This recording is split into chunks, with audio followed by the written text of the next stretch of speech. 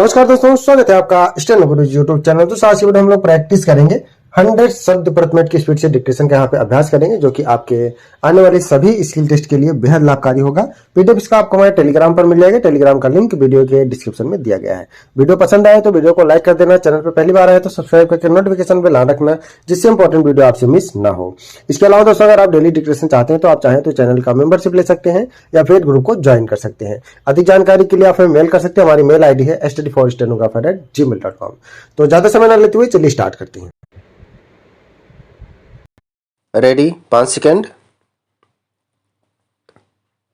Start. महोदय, केंद्र सरकार ने पहली बार यह साहस भरा कदम उठाने का निश्चय किया है कि रेलवे लाइन को उखाड़ने या तोड़फोड़ करने वालों को मृत्युदंड दिया जाए। दुनिया के सभी देशों में राष्ट्रद्रोहियों को, चाहे वे जासूस हों या तोड़फोड़ करने वाले हों, इस तरह के कठोर दंड दिए जाने की व्यवस्था है। सरकार ने इस आशा से लोगों में सार्वजनिक संपत्ति की रक्षा करने की भावना लाने के लिए इस तरह की कानूनी व्यवस्था से बचने की कोशिश की है। एक कारण यह भी रहा है कि मृत्युदंड समाप्त करने के बारे में जैसी जनता की भावना है, केंद्र सरकार ने उसका भी आदर करना उचित नहीं समझा है। यही वजह थी कि 7 साल पूर्व जब भारतीय रेलवे कानून में संशोधन किया गया, तब 3 से 7 साल की कठोर कैद की ही व्यवस्था की गई थी। लेकिन इतने दिनों तक संशोधन कानून पर अमल करने के बाद सरकार को बाध्य होना पड़ा कि वह तोड़फोड़ करने पर उतारू तत्वों के खिलाफ कठोर कार्यवाही करे। सीमाओं की रक्षा करने वाले जवानों को ले जाने वाली ट्रेन में तोड़फोड़ की घटनाएं होने के बाद तो सरकार के लिए और भी आवश्यक हो गया है कि वह इस दिशा में शीघ्र कदम उठाए। रेल दुर्घटनाओं के संबंध में समिति ने जो रिपोर्ट दी है, आज आवश्यकता इस बात की है कि सरकार उसकी बातों को सामने रखे। रिपोर्ट में कहा गया है कि पुलिस और गृह मंत्रालय रेल दुर्घटनाओं को रोकने के लिए अपना दायित्व निभाने से कतराते हैं। रेलवे जांच के बाद जिन दुर्घटनाओं के लिए तोड़फोड़ करने वालों को जिम्मेदार ठहराया जाता है, उसमें पुलिस अपनी असहमति प्रकट करती है। जहां दुर्घटना तोड़फोड़ के कारण हुई, वहां ऐसे लोगों को गिरफ्तार करने में ढिलाई बरतती है। समिति ने कहा है कि पुलिस ने ऐसी कुछ घटनाओं की जांच पड़ताल की है और इसमें शामिल लोगों का पता लगाने में सफल रही है। अध्यक्ष महोदय, अभी 2 दिन पूर्व राज्यसभा में सदस्यों ने इस बात के लिए सरकार को दोषी ठहराया था कि वह महिलाओं की रक्षा के काम में असफल रही हैं। हो सकता है कि इस आरोप के पीछे कुछ सदस्यों का राजनीतिक उद्देश्य हो, किंतु इससे आरोप की सत्यता खंडित नहीं होती है अथवा उसकी उपेक्षा नहीं की जा सकती है। राज्य मंत्री ने इस आरोप के जवाब में यह जरूर कहा कि महिलाओं को अत्याचारों से बचाने के लिए सरकार कदम उठा रही है। जहां कहीं से अत्याचार की शिकायत आती है वहां अपराधियों को दंडित किया जाता है। सरकार इस संबंध में कितनी जागरूक है, इसके लिए उन्होंने प्रदेश की सरकार का यह उदाहरण पेश किया है कि उसने अपने यहाँ यह आदेश जारी कर दिया है कि महिलाओं की सुरक्षा के लिए जिलाधिकारी जिम्मेदार ठहराए जाएंगे।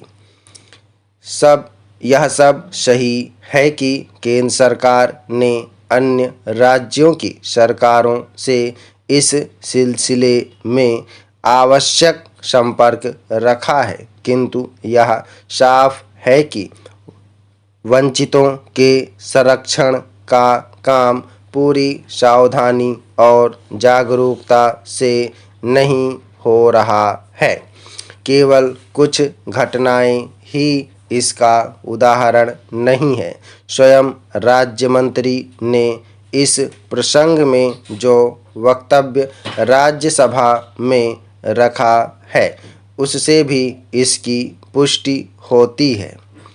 वक्तव्य में कहा गया है कि अब तक महिलाओं पर अत्याचार की भिन्न राज्यों में कई हजार घटनाएं घट चुकी हैं। आदिवासियों पर जो अत्याचार हुए हैं उसकी घटनाएं उनमें शामिल नहीं हैं।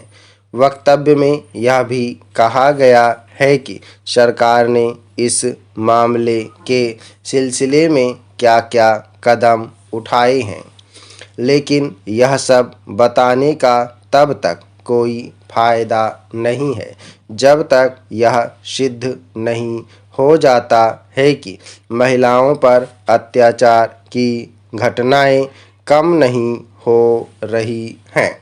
ऐसे बहुत से मामले हैं जिनमें कोई कानूनी कार्यवाही नहीं की जा सकी है। ऐसी सूरत में कार्यवाही संबंधी प्रशासनिक जागरूकता में कैसे विश्वास किया जा सकता है। महोदय, समस्या तो गन्ने की बढ़ती हुई पैदावार से संबंध रखती है। मैं यह जानना चाहता हूँ कि अगर आपने क्षेत्रफल कम कर दिया है और क्षेत्रफल को बढ़ने से रोक दिया है तो उस सूरत में किसान ने पैदावार के अच्छे साधन अपनाकर जितनी जमीन में वह गन्ना पैदा करता है उसमें ही अधिक गन्ना पैदा कर दिया तो क्या देश के सामने समस्या खड़ी नहीं होगी।